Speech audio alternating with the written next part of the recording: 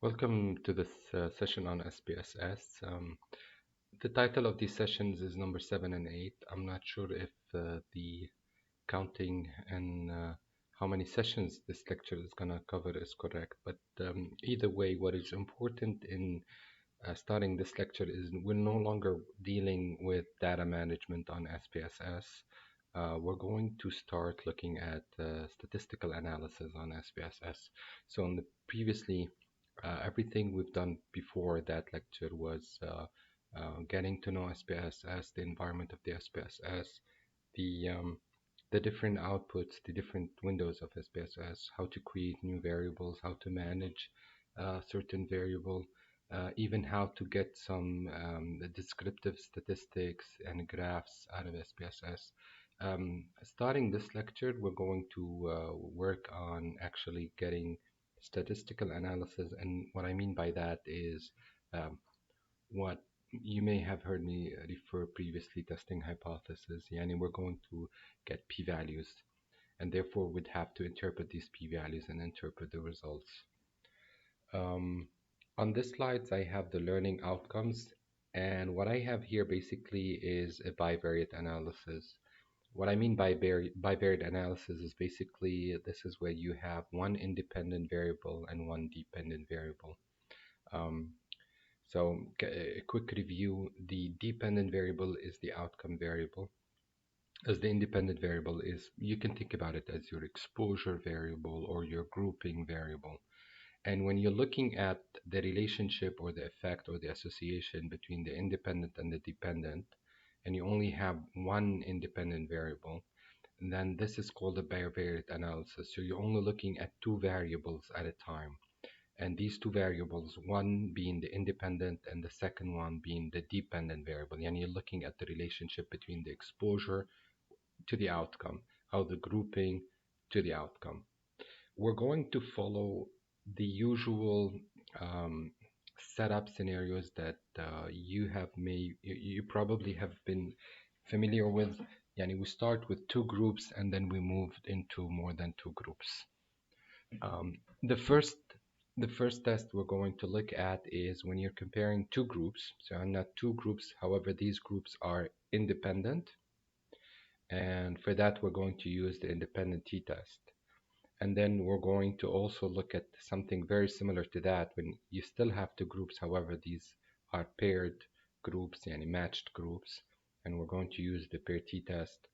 And then I'm going to introduce something that you probably have seen before, but you haven't done any calculation with it. And this is the correlation between two numerical variables. Anyway, so let's start. For the independent, two groups independent, as I said, I'm going to use the independent t-test. And over here, I have like a guidance of what to do. Let me introduce to you the actual data. So you're going to use the data set called session 7. This data set has 6 variables: the ID, the gender, the meds, blood pressure at time 1, blood pressure at time 2, and blood pressure at time 3. And if you actually look at the data, let's say you have about 38 observations and the data is complete, and I think the data is also clean. What I would do right now is do some um, value labels so that things become clear as I run the analysis. So for gender, please, let's put 1 as male and 2 as female. And for the meds, I think we have 3 meds if I'm not mistaken. For med 1, we're going to call it drug A. And then for 2, it's going to be drug B. And for 3, it's going to be drug C. I would like, right, okay. So it seems that we have everything set.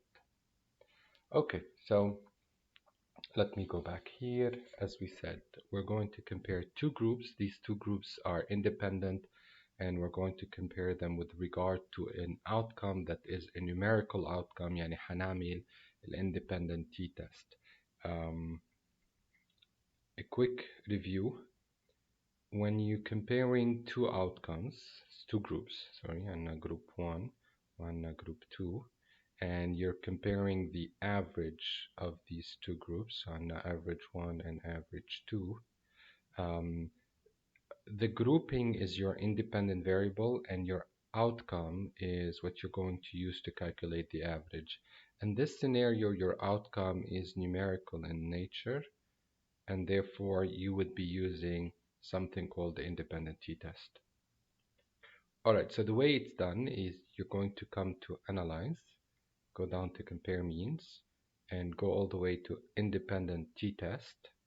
Okay, so notice the Analyze, go down to Compare Means, go to Independent Samples t-test, you click on it. On the testing variable, you're going to put here your outcome variable. So the outcome variable, we're going to look at the blood pressure at time 1. هنحطه هون. And you want to compare the males to the females. So the grouping variable down there, you're going to pick gender and put it here. You're not quite done. You have to specify the groups that you want to compare. SPSS does not automatically identify the groups. You have to do it yourself. So you're going to go in and say that group 1 has a value of 1 and group 2 has a value of 2. Okay, and I think we're set. And for options and bootstrap, we're fine. And you run.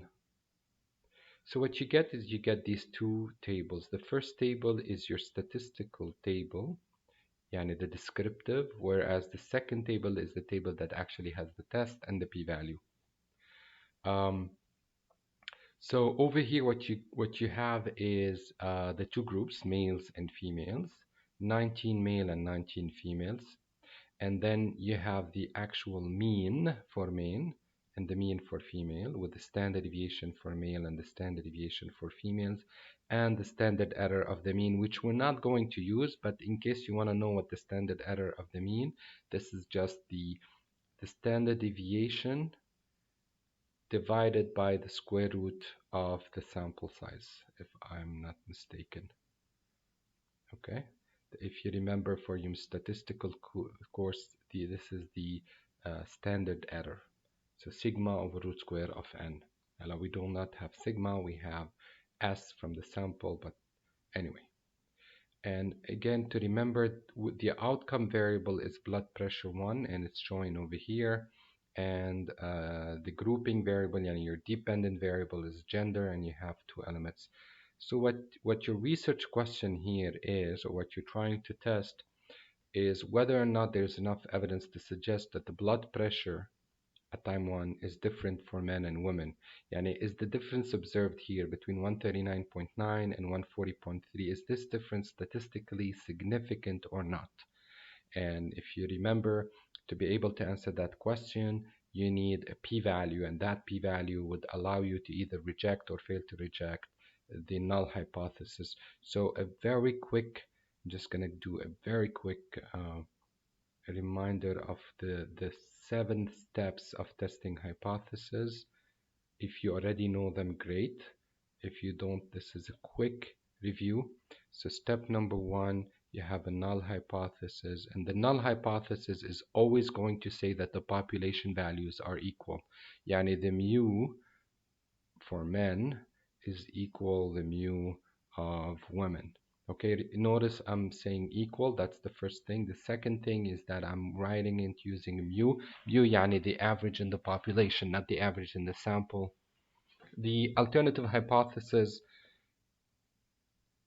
is same thing, however, they're not equal. That's step number 1. Step number 2, you're going to assume the null is true. So you assume the null to be true, and you set alpha at 5%. Step number 3, you're going to get run the test. And in this example, we use the independent sample t-test, which we did. And then number 4, you're going to get a p-value, okay? And the p-value is just the probability that you observe the difference that you observe. So what's the probability that you observe that much of a difference in the samples if the null is true? Okay, so this is your p-value, and that p-value will be compared to alpha right here. If your p-value is less than alpha, then you're going to reject the null hypothesis. And if your p-value is greater than or equal to alpha, then you're going to fail to reject the null hypothesis.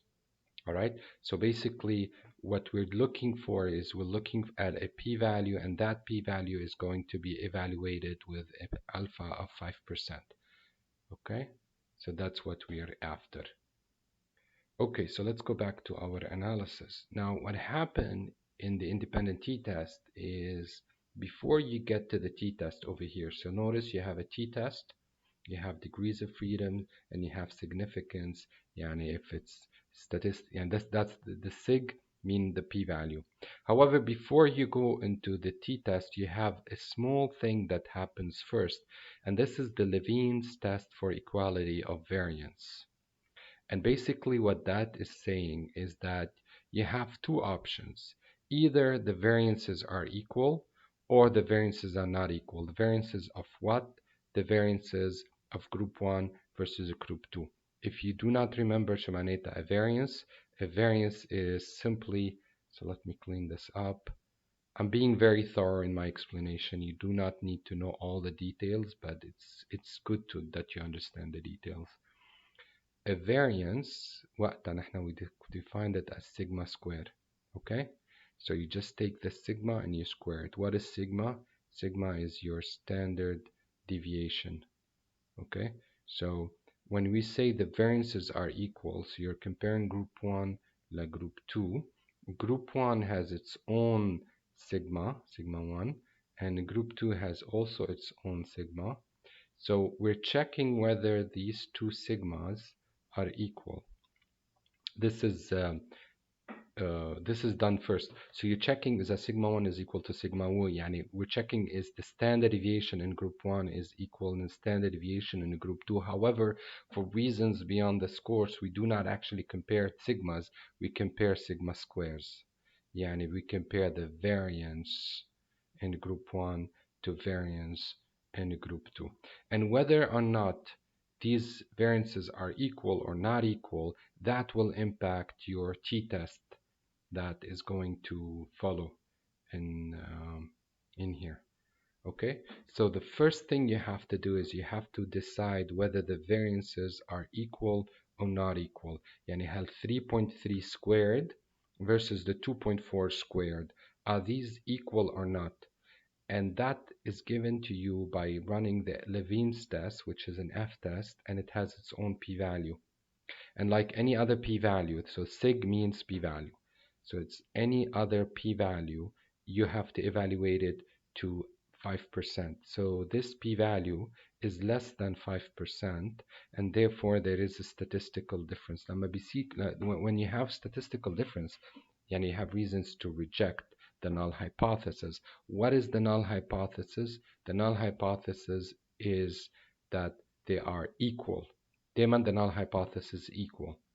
So, since we're rejecting the null hypothesis, therefore our conclusion is that the variances are not equal. And therefore you're going to follow the second row.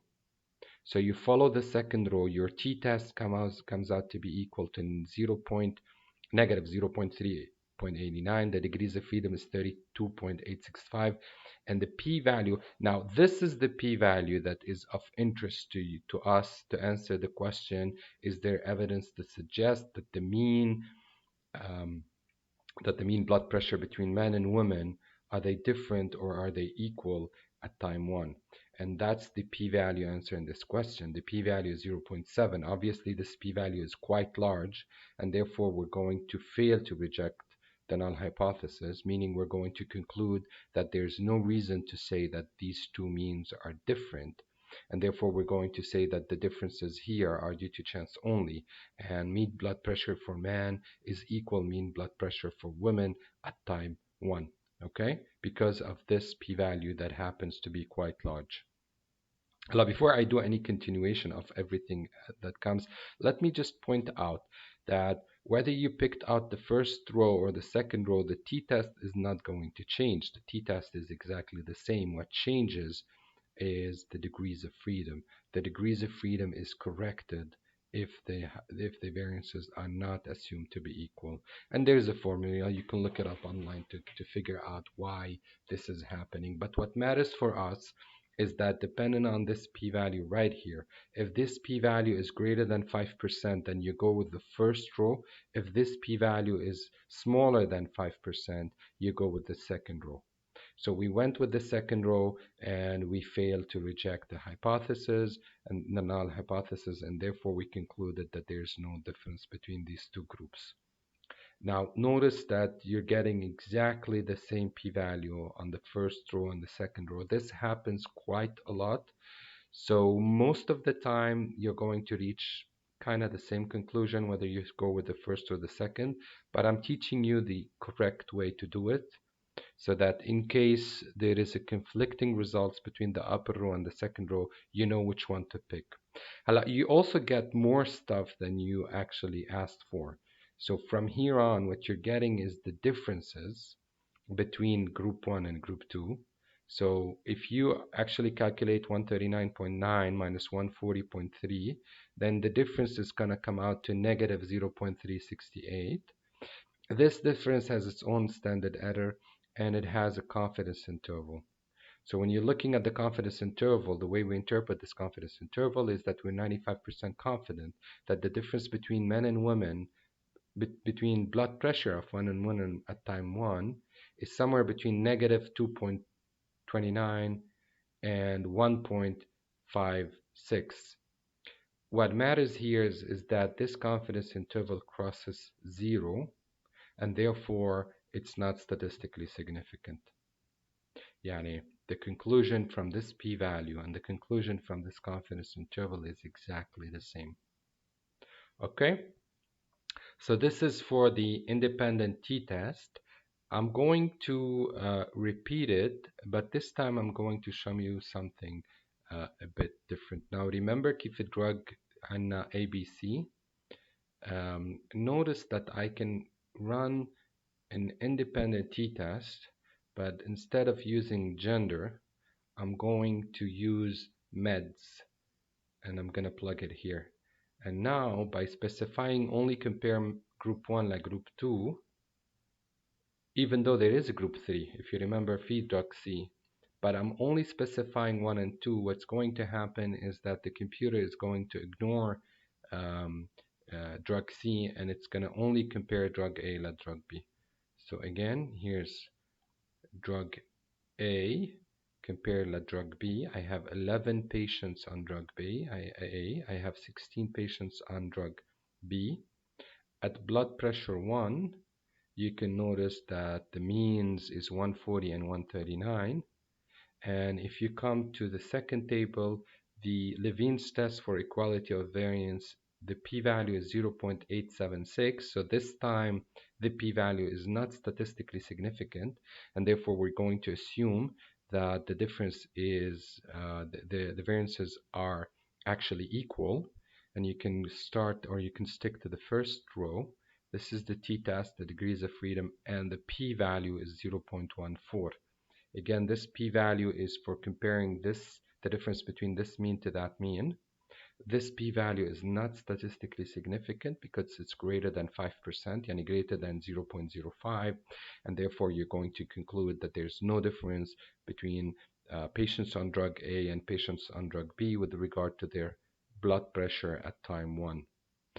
And furthermore, you have the difference, which is equal to 1.6 between the two groups, with the confidence interval going from negative 0.56 to 3.766, meaning it's crossing 0, and therefore, again, it's not statistically significant. All right. Let me... So what I will ask you for please to do as an assignment, and you need to run the analysis and send it to me, is compare the males to the females with regard to their blood pressure at time 2 and at time 3. And exactly as I did for time 1. However, this time you're going to run it for uh, time 2 and time 3. So we're wondering, is there a difference in the blood pressure between men and women at time 2 and at time 3? Okay, so that part takes care of comparing the two independent groups. We're comparing the blood pressure between men and women at at time 1. I ran the analysis at time 1, and your assignment is to repeat it for time 2 and time 3 and show me your results. هلا let's continue. The second part is same idea, but this time we're comparing paired data. Yani it's the same people and they are measured twice. And obviously this has been done with the blood pressure. So I would like to look at blood pressure at time 1 versus time 2, at time 1 versus time 3, and at time 2 versus time 3. So you have the same individual, just going to sort ascending. So an individual 1 all the way to individual 38, and every individual, their blood pressure was measured at time 1, at time 2, and time 3. So if you want to compare what is happening in blood pressure between time 1 and time 2, بما أنه these two have been measured for the same individual, then you're going to have to use the pair t-test. Okay? So the pair t-test. Notice that when you're doing a pair t-test, the data for the SPSS has to be done the following way. So for the same ID, you should have a variable representing time 1 and another variable representing time 2. Whereas when we're doing the independent t-test, the grouping was represented by its own variable, like gender, and the outcome was only in one variable. Okay, so what I'm saying is لو blood pressure 1 and blood pressure 2 كانوا in one variable, and I had a variable called time 1 and it will have 1 for time 1 and 1 and 2 for time 2, I would not be able to run a pair t-test. To be able to run a pair t-test, it has to be set up this way. Okay, so the steps are the following. We're going to go to Analyze, and again we're going to compare means, and we're going to pick the paired sample t-test. What you have to do here is just specify the two time points that you'd like to compare. So blood pressure 1 versus blood pressure 2. Okay, and you're done. You just click OK. What's going to happen is, again, you're going to get about the same exact um, descriptive statistics. So you have a blood pressure 1 and blood pressure 2. You have the average at time 1, which was 140, and the average at blood pressure 2, which was 135.9. Obviously, there was a drop in the blood pressure. 38 observation at time 1 and 38 observation at time 2. Okay, everybody was observed in both times. The standard deviation for time 1 and the standard deviation for time 2, and the standard error come in for time 1 with time 2. As I said, we are more interested in the standard deviation than the standard error at this time. You also get a correlation table over here, which I'm not going to talk too much about it now because that's part of the third thing we're going to do. But anyway, all this is saying is that it's looking as if there is a correlation between time 1 and time 2. Forget it for now, we'll come to it in a minute. And last is your testing hypothesis, or your pair t-test. So what you get when you're running a pair t-test is first a mean representing the difference between time 1 and time 2. Okay, so the difference is 4.23. A standard deviation for that difference, standard error, a confidence interval like we had for the independent t-test. However, it starts with the mean and the standard deviation and the confidence interval. And at the end, you have the three elements of your pair t-test. So the pair t-test is 5.868, the degrees of freedom is 37, and the p-value is 0.000. When you see something like this, you report it as less than 0.001. Okay, so whenever the SPSS reports a p-value that is 000, something like this, do not report it in your paper or in an article like that. What you do is you report it as p-value, so you write down p-value less than 0.001. Okay. Okay, so what am I testing here? I'm testing if the average of blood pressure at time 1 is same than the average blood pressure at time 2. And to answer that question, my p-value is going to help me. So the p-value came out to be very, very, very tiny. And so it's less than alpha 5%, and therefore I'm going to declare that the difference between these two means is statistically significant. I can further say that the difference is, or I can say that the blood pressure 2 is lower than blood pressure 1. Yani from time 1 to time 2, there is a drop in the blood pressure. And I can also use this information to say that on average, the drop was 4.2. And I'm 95% confident that the real drop in blood pressure is anywhere between 2.77 and 5.699. Obviously, this confidence interval does not cross zero, and therefore it's statistically significant. Before I finish the pair t-test, I want to point out that the reason you're seeing a p-value of 0.000, it's because the table is not reporting more than 3 decimal points. I believe if you double click and if you go to edit, let's see where it is. You have a place where you can actually ask for more. Let's see, maybe it's over here.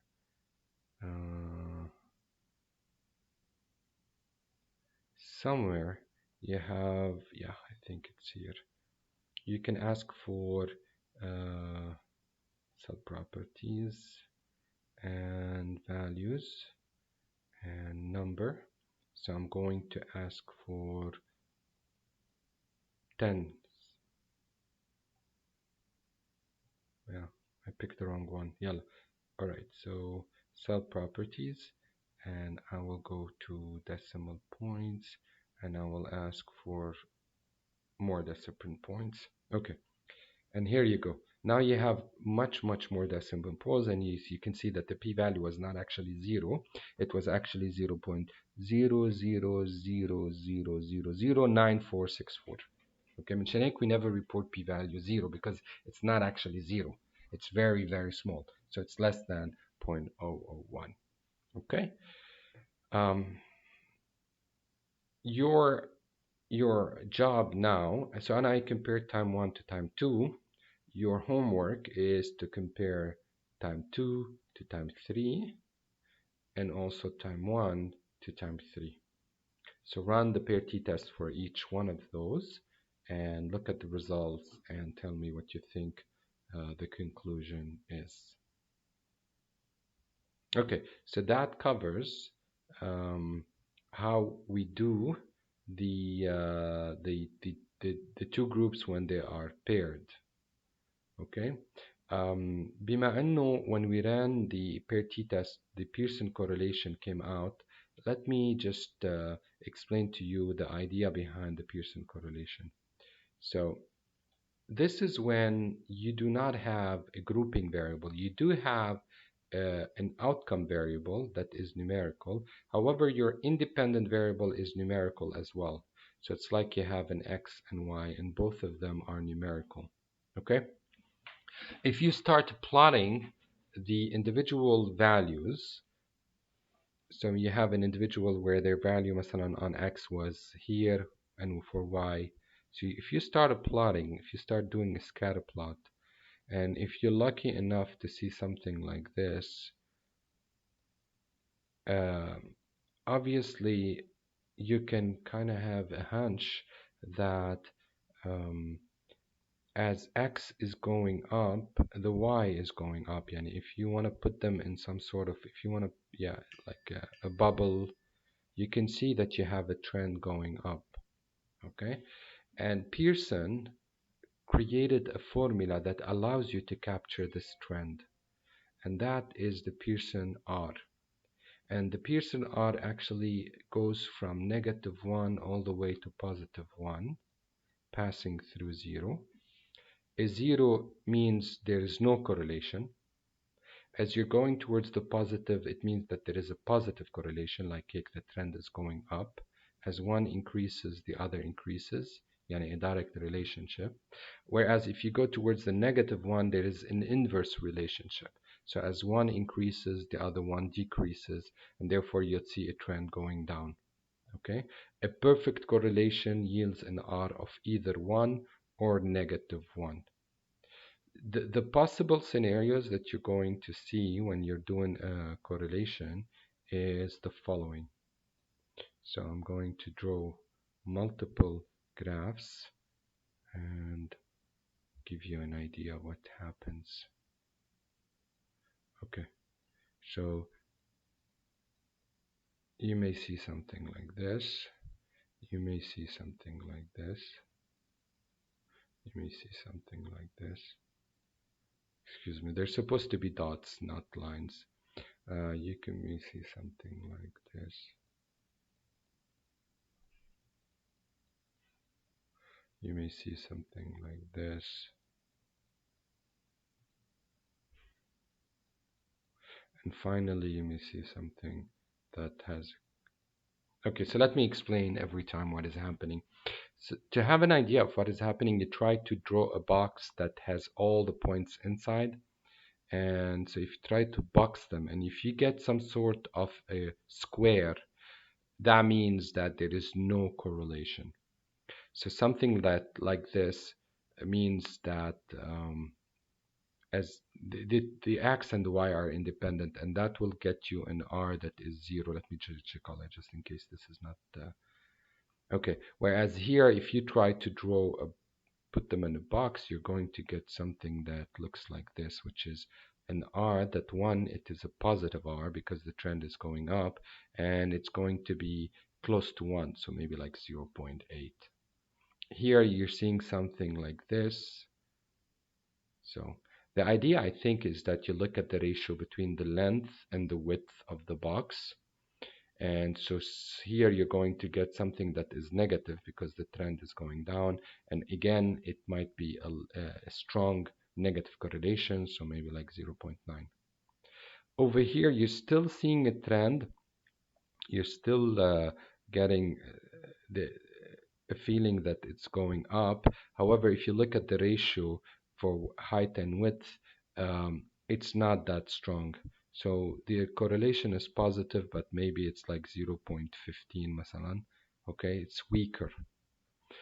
Here you may get a correlation that you kind of get an impression that it's going down, but again, it's very weak. So maybe here R is negative 0.1, for example. Okay. And the last one is when you have a correlation that is not linear, you will get an R of 0. So the Pearson only captures correlations that are linear in nature. Okay, so to recap, the Pearson correlation is a measure that will indicate the direction of a linear correlation. So it has to be linear in nature. Okay, it has to be linear in nature. If it's not linear, it will not capture it. And the correlation R is fluctuates between -1 and +1, passing through 0. Values that are around 0 are indicative of no correlation between the independent and the dependent variable. Both the independent and the dependent variable are numerical. When you have a very strong positive correlation, the R will be around 1. And when you have a strong negative correlation, the R will be at the -1. Okay, وفي guidelines that you can see. يعني when do we start calling a correlation positive? When the correlation is greater than absolute value مثلا of 0.7. Okay, so either 0.7 to 0 to 1 or negative 0.7 to 1, you start calling the correlation strong. Between 0.5 to 0.7 it's moderate, 0.3 to 0.5 it's weak to moderate, and anything below 0.3 it's weak correlation. Okay, now I always advise students when they're doing a correlation to also do a plot for the following reason. If you have a very nice correlation going on like this, okay, so far it should have been a very nice correlation. However, you have a value here, somewhere here. What this value is going to do, because it's included in the analysis, instead of getting the nice correlation going up here, because you need to include it in the analysis, then all of a sudden you're going to get this. So instead of getting an R of 0.88, for example, you're going to get an R of 0.067, for example, because of this value. So you better delete this value. Okay, so extreme values affect the correlation strongly, and therefore you need to look at the scatter plot to see if anything funny is happening. And the opposite is true. Okay, so you may have a correlation that is non-existent. Okay, so you have values here, there's no correlation, and also you have a cluster of values here, كمان ما في correlation. But because these two clusters are being analyzed at the same time, you end up with a strong correlation showing up. Wow, there is, when in fact it's just a cluster that is here and a cluster that is here, and they're not related to one another. So again, you need to look at the scatter plot. So to wrap it up, let's run a correlation. You do analyze, and you're going to go to correlate bivariate. You pick your blood pressure and blood pressure 2. Just stick with the Pearson. Two-tailed and flag the significance.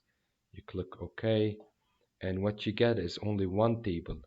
And this table has blood pressure 1, blood pressure 2, and again they appear here, blood pressure 1, blood pressure 2. There is a repetition here in this table, and you have to be aware of the repetition.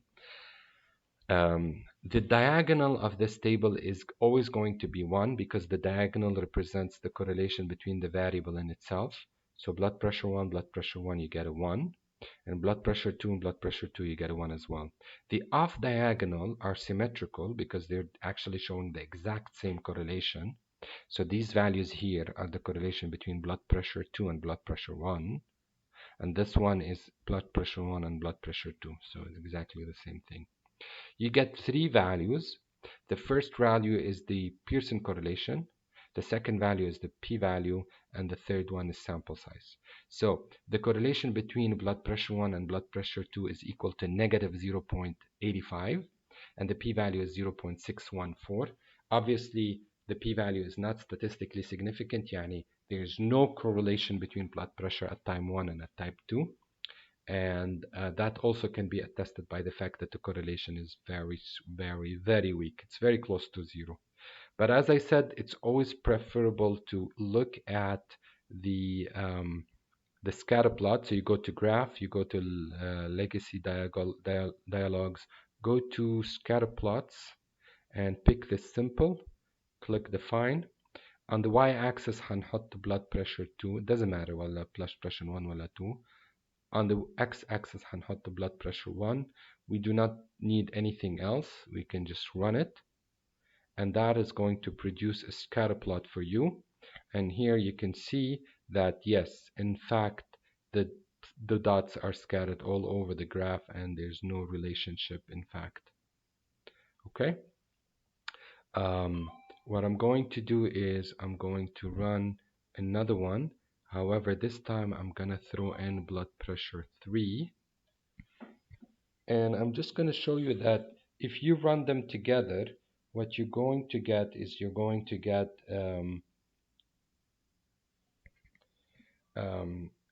exactly what we had previously. blood pressure 1 2 and 3 1 2 3. The off diagonal هني 1 sorry, the diagonal is 1. The off diagonal are symmetrical, so this one is exactly equal to this one, and that one is exactly equal to this one, and that one is exactly equal.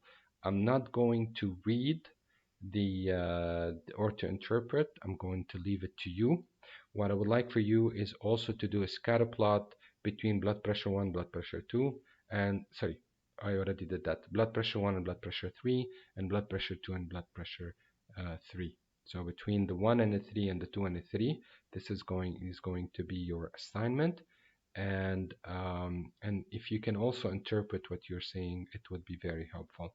So this session ends here with us looking at what happens if you have two groups, whether they're independent or paired, and also how do you deal with when you have two variables, both of them are numerical, and therefore you're going to run the Pearson correlation. بيضل في عنا R square. Maybe I will discuss that part of the follow-up lecture. Okay, so thank you so much and have a great day.